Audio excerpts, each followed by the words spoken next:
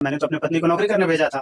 आपके डिपार्टमेंट के किसी सीनियर अधिकारी ने ऐसे ऐसे कर रहे हैं, अगर इस तरह से रिलेशन में है तो वो गलत है। तर्क देने लगी कि हम दरोगा है तो हमको अब किसी भी सीनियर अधिकारी से मेरा आसानी से शादी हो सकता है, अब हम तुम्हारे साथ नहीं रहेंगे। पूरे पंचायत में केवल एक ही दरोगा है, वो भी मेरी बेटी है, तो वो जो हमको कहेगी अब वही हम करेंगे, उसके विरुद्ध नहीं जाएंगे। वो कहती है तो आप उसको तलाक दे दीजिए। धमकी दिया गया और मुझे टॉर्चर किया गया कि आप म्यूचुअल कंसेंट से तलाक दे दो, नहीं तो आपके साथ ठीक नहीं होगा। वो पढ़ाने के लिए 5-5 रुपए 1-1 रुपया जोड़ना पड़ा। शराब पीने का उनका सबूत है, किसी और के साथ का उनका सबूत है। जो जो मुझ पे एलिगेशन लगाई हैं वो तमाम चीज मतलब सोशल मीडिया पे ऐसा है, मैंने बहुत सारे साक्ष्य दिए हैं, बहुत सारे ऐसे मित्र हैं जिनके वजह से मैं मतलब जिंदा हूँ। और ना ही सारे परिस्थितियों में ये मतलब काफी है ये कारण एक पुरुष को आत्महत्या करने के लिए। नमस्कार दोस्तों, इस वक्त हमारे साथ एक शख्स मौजूद है। इन्होंने अपनी बीवी को यानी कि जिनसे इन्होंने शादी किया था, 12 साल हो गए शादी किए हुए, और जब इन्होंने अपने बीवी को अपनी मेहनत से पढ़ा लिखा कर CISF अधिकारी बनाया, तो अब 12 साल के बाद इनकी जो धर्म पत्नी थी, और उन्होंने इनके ऊपर केस भी किया, और अब इनसे ये डिवोर्स चाहती है नौकरी लग जाने के बाद। तो मतलब सुमित जी, ये जो आपके साथ घटना घटा, तो मतलब ये क्या नौकरी लग जाने के बाद घर तलाक चाह रही है, या फिर पहले से ही वो चाह रही थी?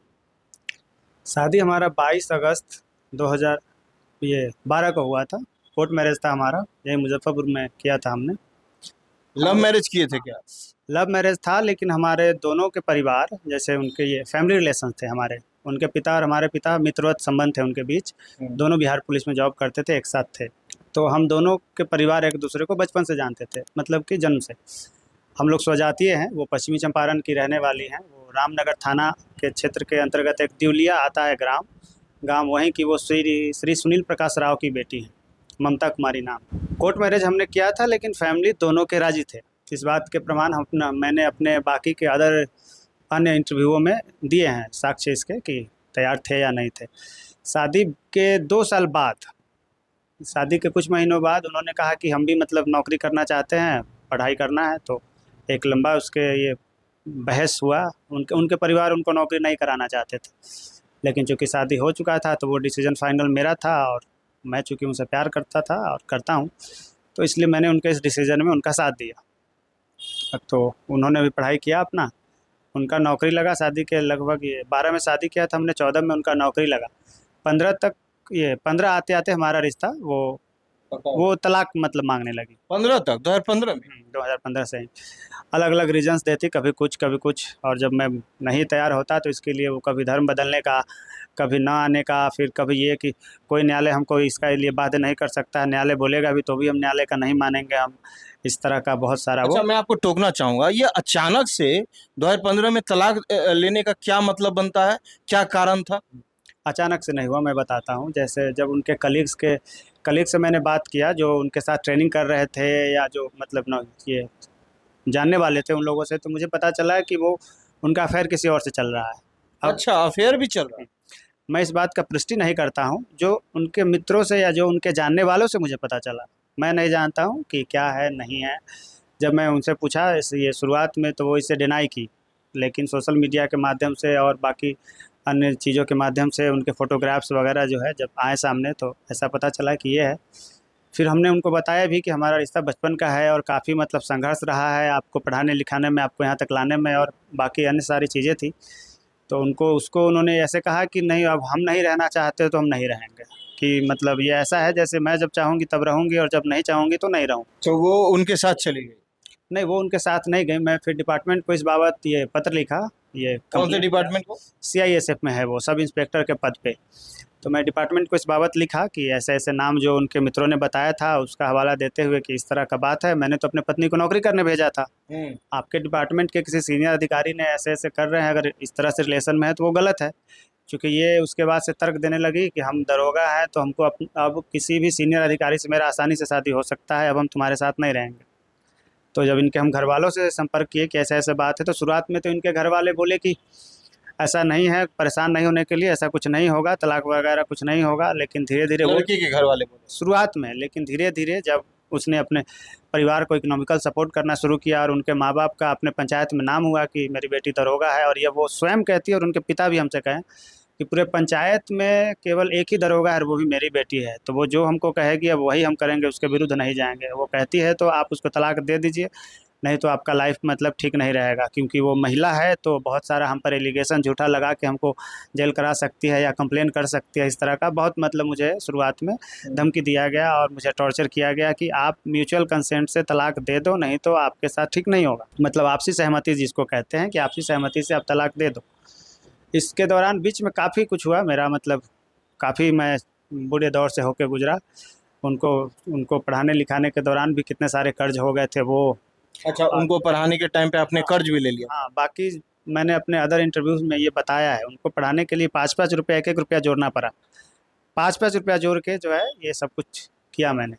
और जब मेरा मतलब मुझे जब सपोर्ट का उनको ज़रूरत था मुझे उनके सपोर्ट का, तो वो तलाक मांगने लगी कि नहीं मैं अब नहीं रहूँगी, मुझे अब किसी और के साथ आसानी से मैं रह सकती हूँ जो आपसे बड़े पद पे हो, कि आप अभी नौकरी पढ़ाई कर रहे हो, आप कोई नौकरी करोगे या कोई प्राइवेट जॉब करोगे, अभी यहाँ से मुझे आसानी से कोई अधिकारी मिल जाएगा। और इसका हवाला देते हुए वो नहीं रहना चाहती थी। तो 2017 में मैं नहीं 15 में जब कहीं से कुछ बात नहीं बना तो न्यायालय के शरण में गया सेक्शन 9 का पिटीशन लेकर। तब भी वो मतलब इसमें कुछ ये नहीं हुआ। वो उनके तरफ से, उनके घर वालों के तरफ से, उनके एक मामा हैं श्री आदित्य प्रताप सिंह, जो कि मुजफ्फरपुर के कचहरी में चैम्बर नंबर 73A में बैठते हैं श्री अमरेश गर्ग के साथ।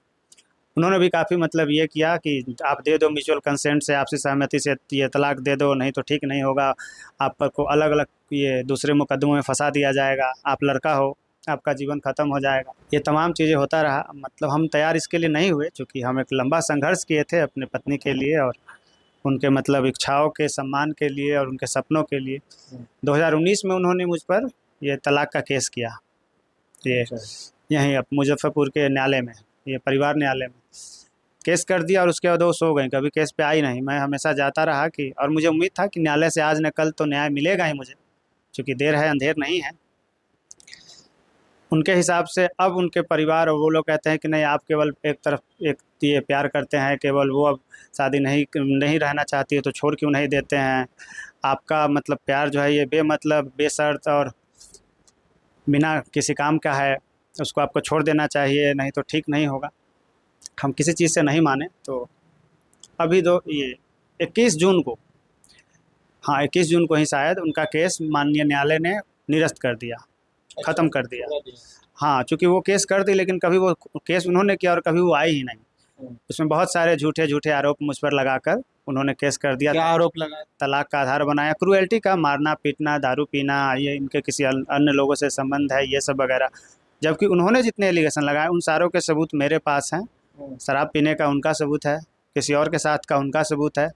जो मुझ पे एलिगेशन लगाई हैं वो तमाम चीज़ मतलब सोशल मीडिया पे ऐसा है, मैंने बहुत सारे साक्ष्य दिए हैं, और जो साक्ष्य दिए हैं वो केवल 5% है। अभी भी 95% ऐसे चीज़ मौजूद है जो मैं समाज में एक लोक लाज के चलते और सामाजिक बंदिशों के चलते सामने नहीं ला पाऊँगा। इतने ऐसे हैं, जैसे एक पति अपने पत्नी के साथ किसी और के ये प्रमाण क्या देता फिरेगा समाज में, वो केवल बता ही सकता है कि ऐसा हुआ है।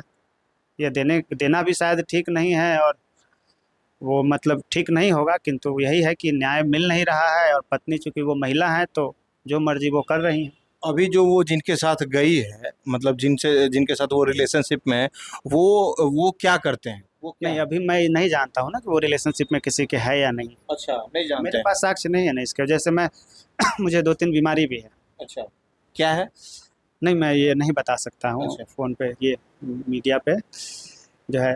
अभी कुछ हाल समय पहले मेरी माताजी भी गुजर गई, तो परिवार के नाम पे अब केवल मेरे पास वही पत्नी है मेरी, और कोई है नहीं। अच्छा, इसी के लिए आप जाने नहीं देना चाहते अपनी नहीं, पत्नी इसके को? लिए नहीं ना, बात समझिए, वो मेरी पत्नी है, केवल हाँ। इसलिए कि वो चाहती है मैं उनके जाने दूँ, ये मुझे लगता है। लेकिन वो तो अब नहीं रहना चाह रही है। तो जैसे वो अगर नहीं रहना चाह रहे हैं तो वो मेरी प्रेमिका नहीं है, पत्नी है। वो अगर आज इस हिसाब से, अगर जिस आधार पे आप कह रहे हैं कि पत्नी अगर नहीं रहना चाहती है, उस तर्क के हिसाब से भारत के लगभग 70% पति पत्नी के बीच किसी न किसी चीज़ को लेकर विवाद होता है, तो क्या उनके संबंध खत्म कर दिए जाने चाहिए? आप बताइए। नहीं। मेरे पिताजी और माता में झगड़ा तो हर घर में होता है। कहीं भी किसी भी तरह का अगर मतभेद है तो मतभेद को ख़त्म किया जाना चाहिए या रिश्ते को ख़त्म किया जाना चाहिए। अगर वो कहती है कि मैं यहाँ से दरोगा हूँ, मुझे किसी अधिकारी से आसानी से मैं शादी कर लूँगी, किसी पैसे वाले से कर लूँगी, मेरा जीवन यहाँ से बहुत अच्छा है, तो जिस तरह से उनको अपना जीवन अच्छा रखने का अधिकार है, मेरा यहाँ से मेरे जीवन का क्या होगा, आप बताइए। हाँ सही है, समाज तो उंगली उठाएगा आपके ऊपर। नहीं, समाज की ही केवल उंगली नहीं उठाएगा। मैं अभी जो बीमार हूँ, मुझे इस वक्त जैसे परिवार की ज़रूरत थी, मुझे मेरी पत्नी के सपोर्ट की ज़रूरत है, चाहे वो शारीरिक हो या आर्थिक या सामाजिक या मानसिक। आप समझिए, पुरुष पे भी पीड़ा होता है, पुरुष को भी पीड़ा होता है। मेरे बहुत सारे ऐसे मित्र हैं जिनके वजह से मैं मतलब जिंदा हूँ, वरना इन सारे परिस्थितियों में ये मतलब काफ़ी है ये कारण एक पुरुष को आत्महत्या करने के लिए। आप बात समझिए, जैसे कोई है नहीं, पत्नी से इस तरह का है, माँ गुजर चुकी है, बीमार है, नौकरी कर पाने में असमर्थ है शारीरिक रूप से, चूँकि बीमार है इस वजह से, मानसिक रूप से पत्नी इस तरह से कर रही है, तो पुरुष को भी दर्द होता है। ये फिल्म नहीं है कि मर्द को दर्द नहीं होता है, ये उस पर बना दिया गया है उसको ऐसा कठोर कि हाँ आपको दर्द होता है तो आप रो नहीं सकते हैं, आप किसी से बात नहीं कर सकते हैं। होता है, वास्तव में एक पुरुष हूँ, मैं बता रहा हूँ, हर दिन इस तरह के केसेज में आदमी पल पल मरता है। केवल इसलिए कि मेरी पत्नी नहीं चाहती है मैं जाने दूँ, ये उचित नहीं है, नहीं कर सकते हैं ऐसा। अच्छा। अच्छा, कितना मतलब जैसे कि उनको अगर सीआईएसएफ अधिकारी बनाने में आपका क्या लगता है, कितना रुपया लग गया होगा अभी तक? नहीं, मैंने जोर के नहीं किया ना। आप अपने परिवार के किसी सदस्य पे क्या जोर कर खर्च करते हैं? अच्छा।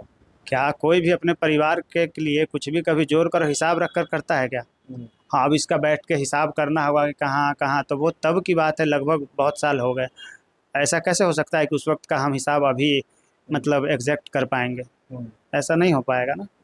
अच्छा, आपने अपने इंटरव्यू में बीच में बोला कि मैं अभी भी उससे प्यार करता हूँ, तो मतलब क्या अगर वो आती है तो क्या आप उनको माफ़ कर दीजिएगा? नहीं, ये सवाल ही अपने आप में ये है, अभी भी नहीं, जब तक मेरा ये जीवन है हाँ। मैं तब तक उनको प्यार करूंगा। लेकिन वो तो नहीं कर रही है तो ना, वो नहीं कर रही जब है, आप बात मान लीजिए अगर वापस आ भी जाती है तो बद फिर आप उसको कैसे रखिए? हाँ, मैं बता रहा हूँ उनको, माता गंगा की तरह जैसे जो पवित्र है, वो मेरे लिए मेरी माँ, मेरी बहन, मेरी पत्नी, मेरी बेटी, सब मुझे उन्हीं में दिखता है।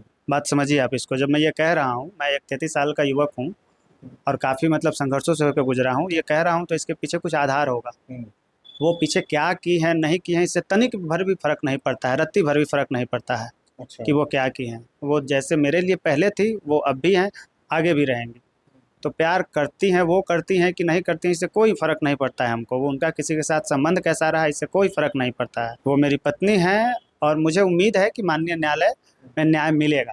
मतलब एक न एक दिन मिलेगा और वो भी एक न एक दिन समझेंगी। अभी आप बता रहे थे कि उन्होंने कल 1-2 दिन पहले भी कुछ केस किया आपके ऊपर। नहीं, इसका मैं सुना हूँ कि ऐसा कुछ की हैं वो, जब तक मुझे कुछ नोटिस नहीं मिलता है मैं नहीं कह सकता हूँ, चूँकि मुझे नोटिस आया नहीं है। ऐसा सुनने में आ रहा है कि शायद ऐसा कुछ की हैं।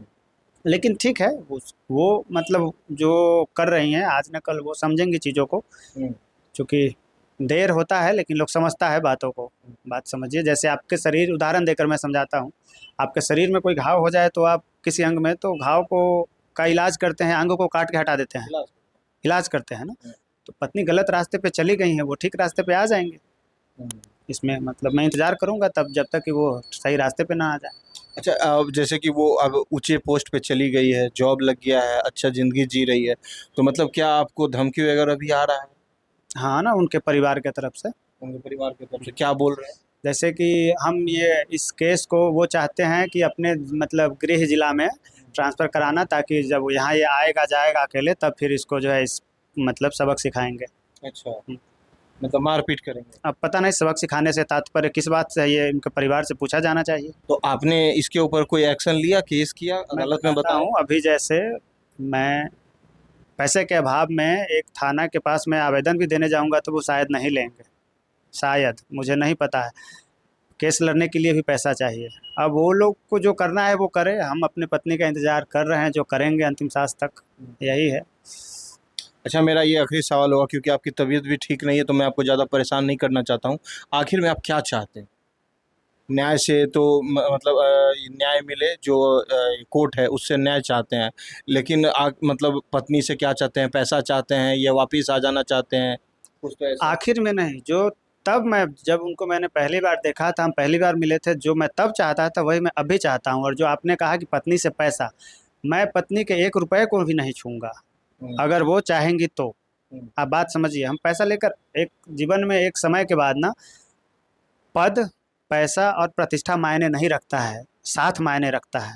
आप बात समझिए, जीवन में एक समय के बाद आप मतलब अकेले हैं या कोई आपके साथ है, ये मायने रखता है।